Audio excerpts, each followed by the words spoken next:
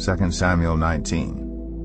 When Joab was told, "The king is weeping and mourning for Absalom," and for the whole army the victory that day was turned into mourning, because on that day the troops heard it said, "The king is grieving for his son."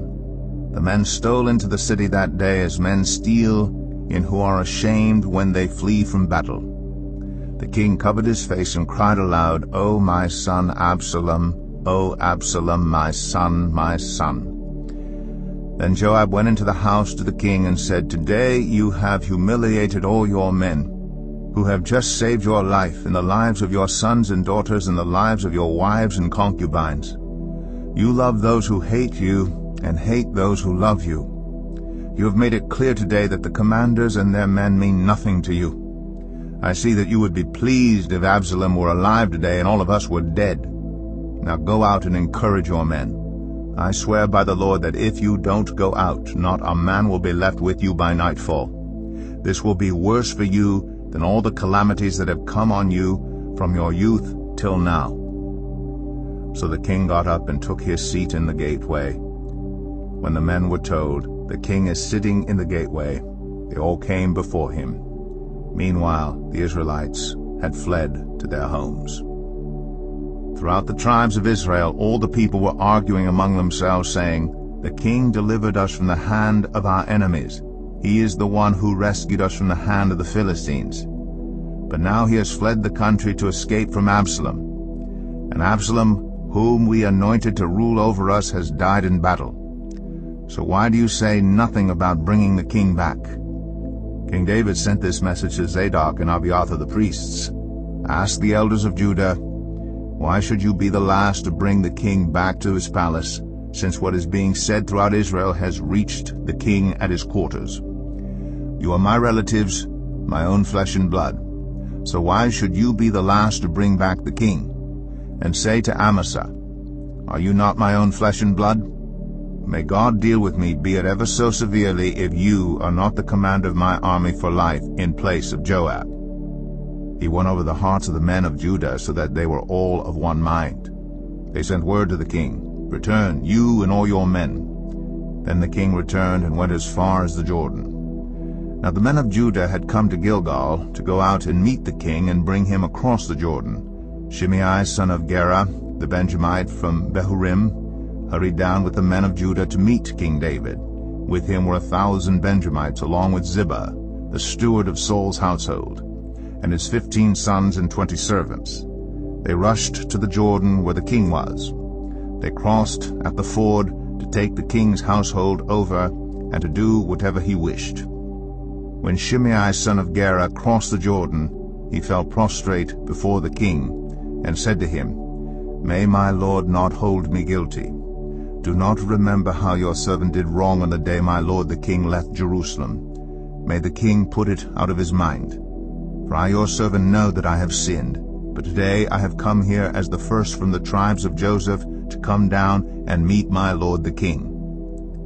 Then Abishai son of Zeruiah said, "Shouldn't Shimei be put to death for this? He cursed the Lord's anointed." David replied, "What does this have to do with you, you sons of Zeruiah? What right do you have to interfere? Should anyone be put to death in Israel today? Don't I know that today I am king over Israel?" So the king said to Shimei, "You shall not die." And the king promised him on oath. Mephibosheth, Saul's grandson, also went down to meet the king. He had not taken care of his feet or trimmed his mustache or washed his clothes from the day the king left until the day he returned safely. When he came from Jerusalem to meet the king asked him, "Why didn't you go with me, Mephibosheth?"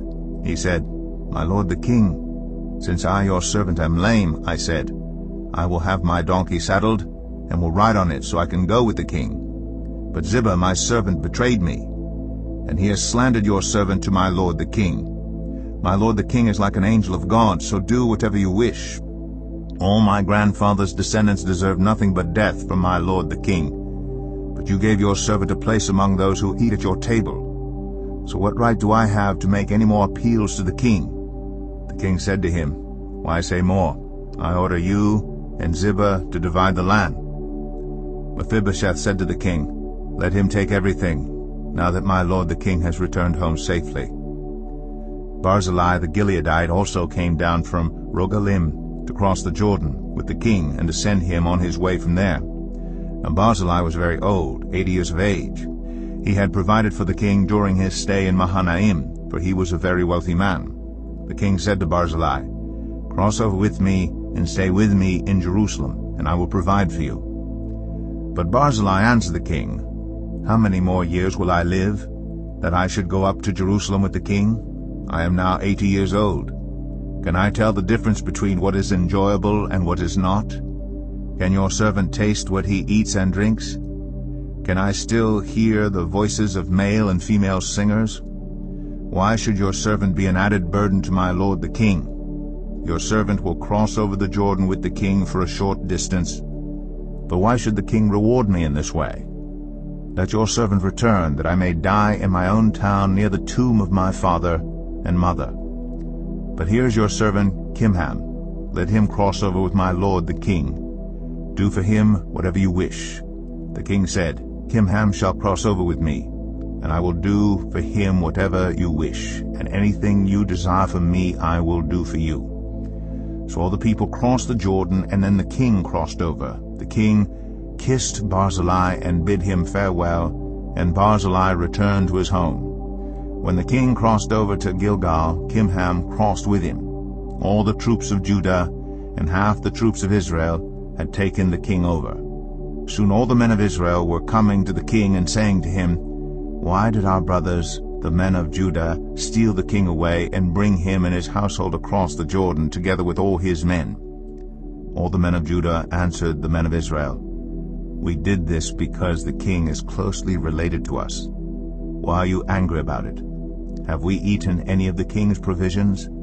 Have we taken anything for ourselves?" Then the men of Israel answered the men of Judah, "We have 10 shares in the king, so we have a greater claim on David than you have. Why then do you treat us with contempt? Weren't we the first to speak of bringing back our king?" But the men of Judah pressed their claims even more forcefully than the men of Israel.